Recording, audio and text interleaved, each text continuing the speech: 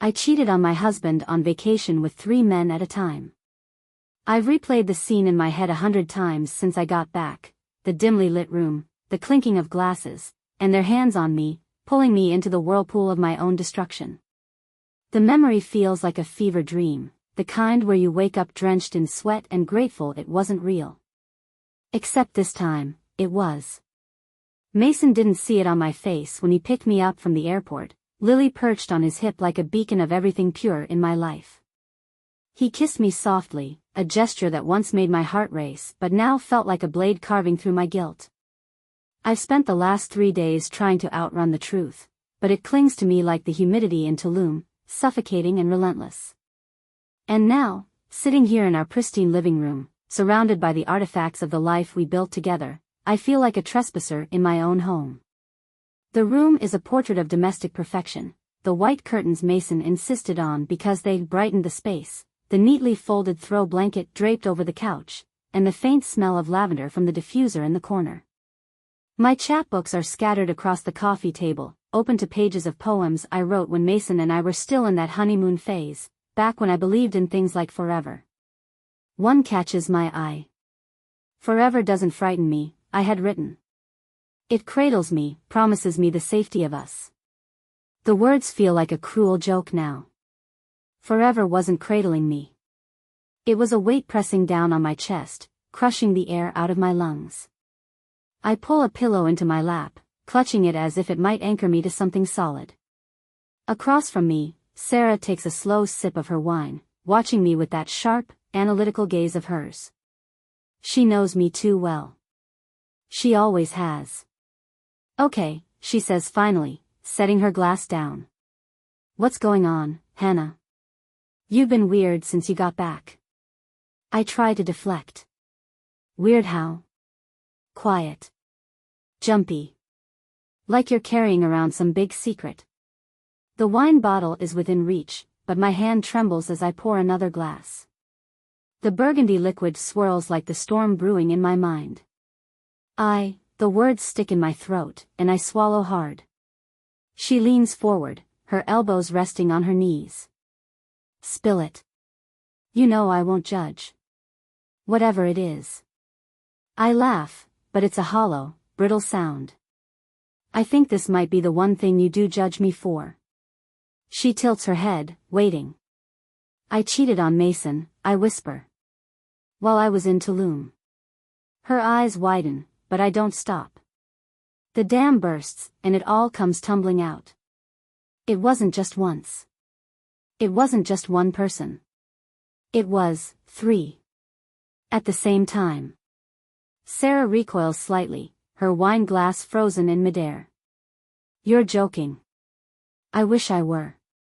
She sets the glass down, hard enough that I worry it might shatter. Hannah, what the hell were you thinking? Mason, he adores you. And Lily. I know. I snap, my voice cracking under the weight of my guilt. You think I don't know that? You think I don't hate myself every second of every day for what I did?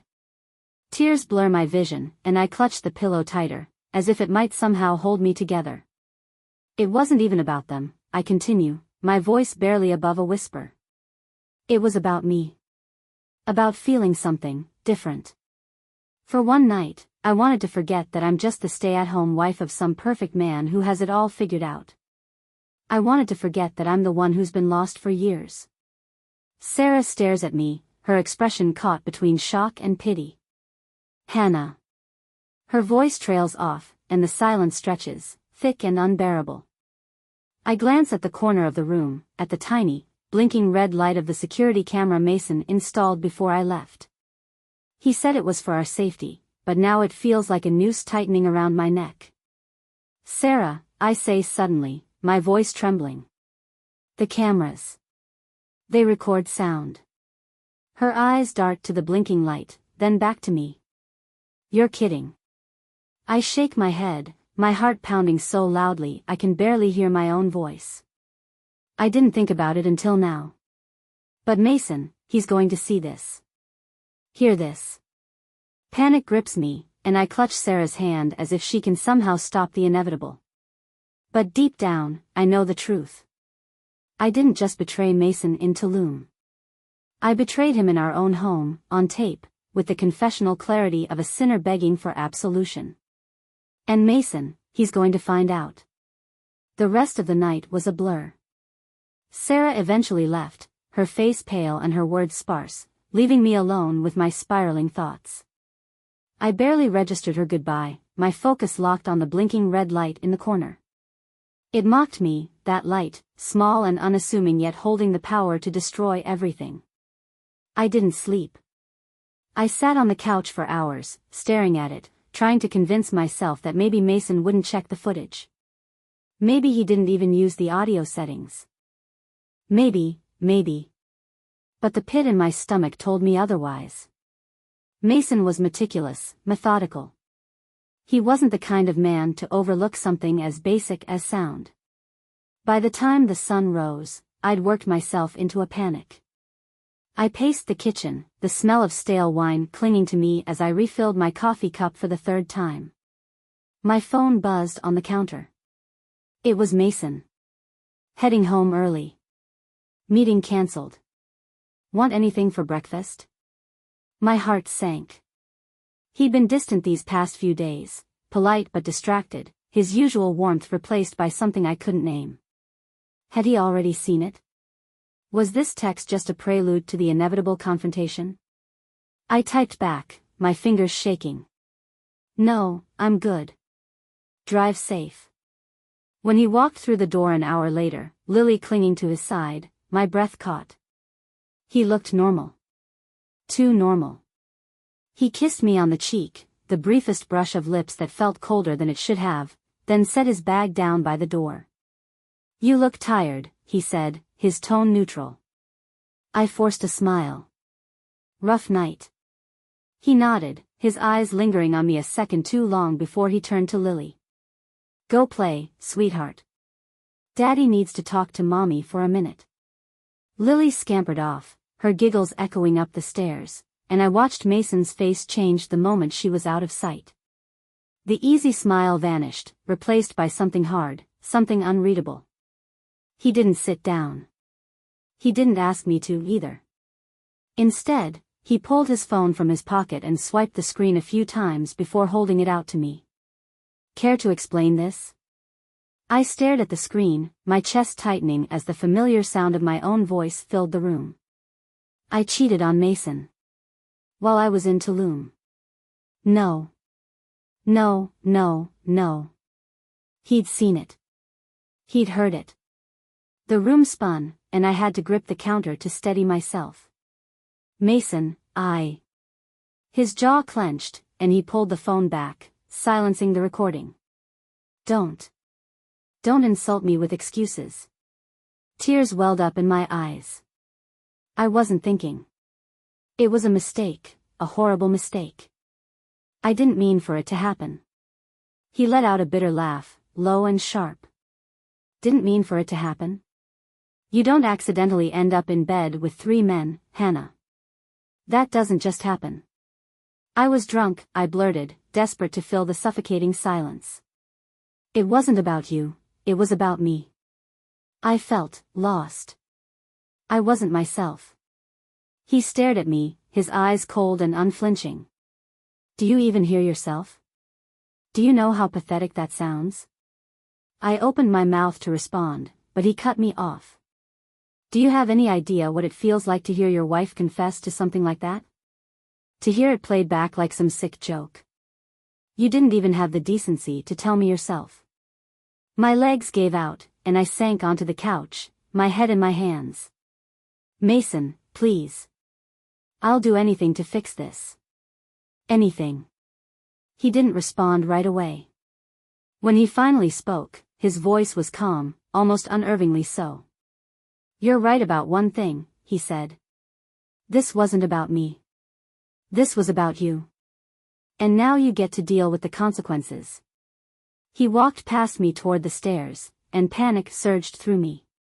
Mason, wait. Please, we can work through this. For Lily, if nothing else.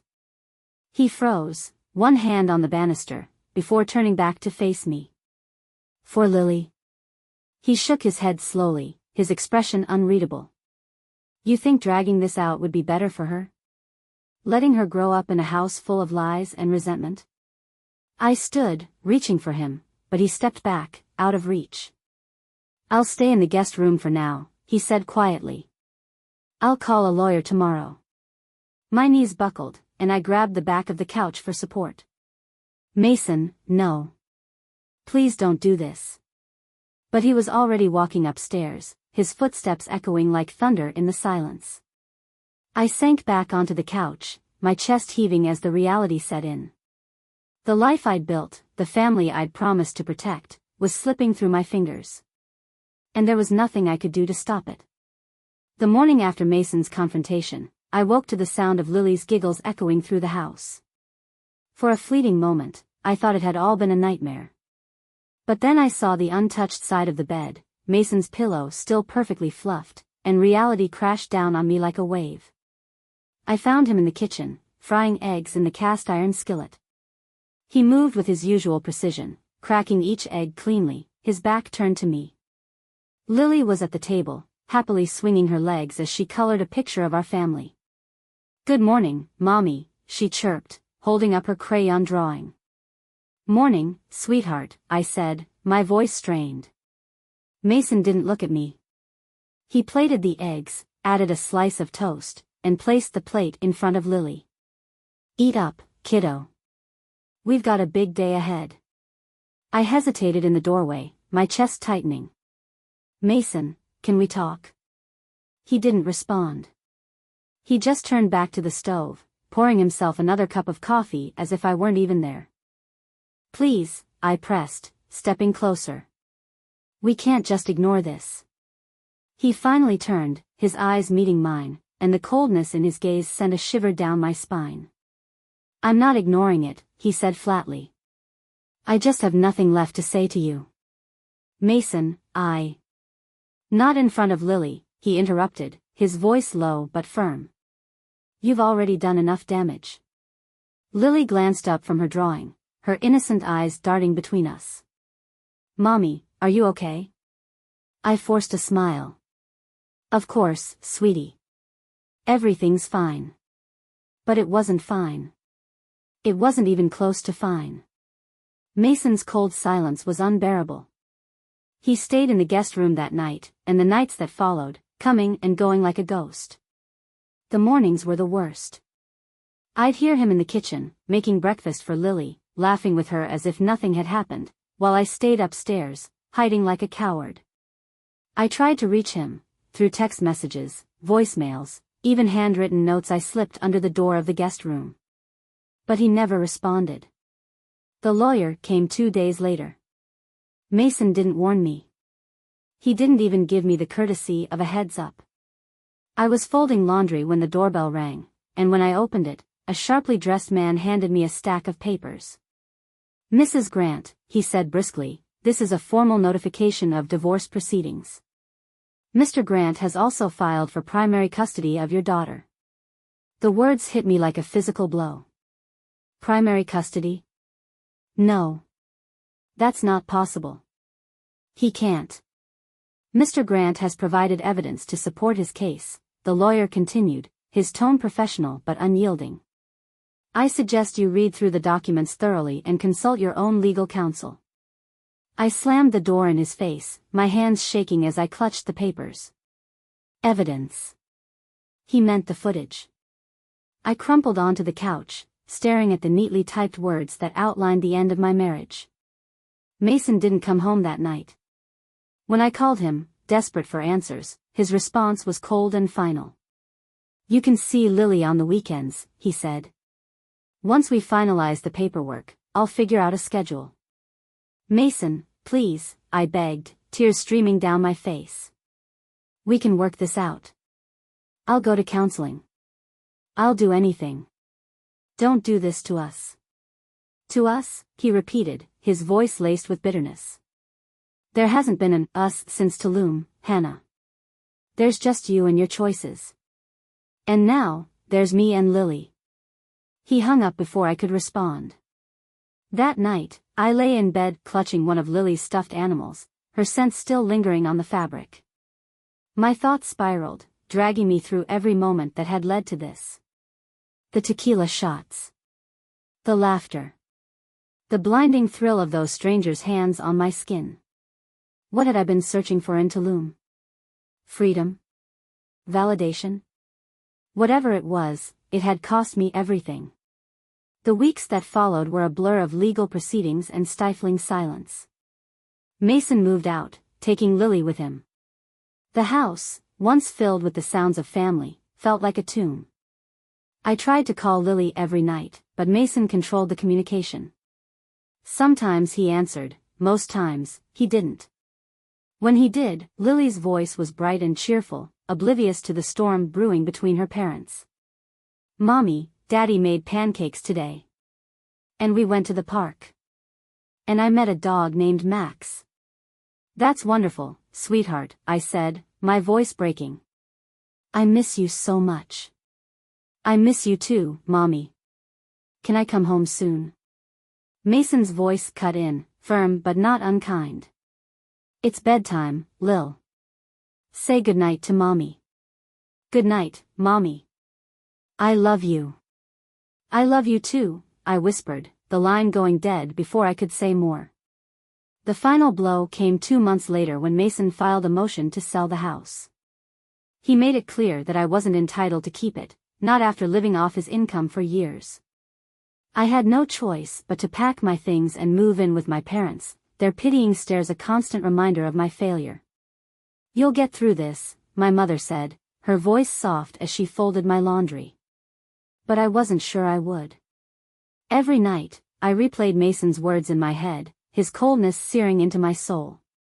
And every night, I was haunted by the image of Lily's smiling face, the one thing I couldn't bear to lose. I had gambled with everything that mattered, and lost. I couldn't let it end like this. Every morning, I woke to the same hollow ache in my chest, the same crushing silence of my parents' spare room. But I forced myself to get up. For Lily. For the slim chance that Mason might see me as something more than the woman who shattered his life. The first step was finding a job. I hadn't worked full-time in years, but I couldn't keep relying on my parents' kindness. Every rejection email chipped away at what little pride I had left, but eventually, I landed a position as a receptionist at a dentist's office. It wasn't glamorous, but it was something. Next came therapy. I found a counselor who didn't flinch when I told her what I'd done, who listened without judgment as I unraveled the tangled mess of my choices. I felt invisible, I admitted during one session. Mason was everything. The provider, the perfect father, the success story. And me? I was just there. I wanted to feel like I mattered. The counselor nodded. "And did it help? Did that night in Tulum make you feel like you mattered?" "No," I whispered, the truth hitting me like a punch to the gut. "It made me feel like nothing." I began writing again, pouring my shame and regret into pages that no one else would ever read. The words came slowly at first, but soon they spilled out of me, raw and unfiltered. One night, I wrote a letter to Mason. Not a plea for forgiveness or another desperate attempt to salvage what was gone, but an honest acknowledgement of what I'd done and the pain I'd caused. "Mason. I don't know if you'll ever read this, but I need to say it. I'm sorry. Not just for Tulum, but for every moment I made you feel small to make myself feel bigger. For every cruel word and every missed opportunity to tell you how much you meant to me. I don't deserve your forgiveness, and I won't ask for it. But I hope one day, you'll find peace. And I hope Lily will know how much I love her, even if I've failed her in every way that matters. Hannah." I never sent it. But writing it felt like the first real step towards something better. Mason agreed to let me see Lily on weekends, though the visits were strained. She was still young enough to adapt to the changes, but I could sense her confusion. "Why don't you live with Daddy and me anymore?" she asked one afternoon, her tiny hands clutching a doll. I swallowed hard, fighting back tears. "Sometimes mommies and daddies make mistakes, sweetheart. But I love you so much. That will never change. She seemed satisfied with that, but I wasn't. I wanted to give her more, a future she could be proud of. Months turned into a year. I kept going to therapy, working, and saving what little I could. I sent Mason updates about Lily's school projects and milestones, trying to stay connected, though his replies were always curt and businesslike. One evening, after dropping Lily off at Mason's house, I lingered on the porch, hesitating. "Mason," I began, my voice trembling, "I just wanted to say, thank you. For letting me be part of her life. I know I don't deserve it." He looked at me for a long moment, his expression unreadable. "Lily deserves her mother," he said finally. "But that doesn't mean I'll forget what you did." "I know," I said softly. "I don't expect you to." He nodded once, then closed the door. The final chapter of our story wasn't the one I'd dreamed of, but it was the one I'd earned. Mason finalized the divorce a year and a half after Tulum. He got full custody of Lily, though he allowed me regular visitation. We coexisted as co-parents, our interactions polite but distant. One day, as I sat in my tiny apartment flipping through photos of Lily on my phone, I got a text from Mason. "Lily's recital tomorrow at 6 p.m. She'd like you to come." The message was simple, but it brought tears to my eyes. When I arrived at the recital, Lily's face lit up when she saw me. "Mommy," she squealed, running into my arms. Mason was there too, standing off to the side with his arms crossed. Our eyes met briefly, and he gave me a small nod. It wasn't forgiveness, but it was something. As Lily played her part on stage, I realized that this was my chance to make something of the broken pieces I'd left behind. Not for Mason, and not for me, but for her.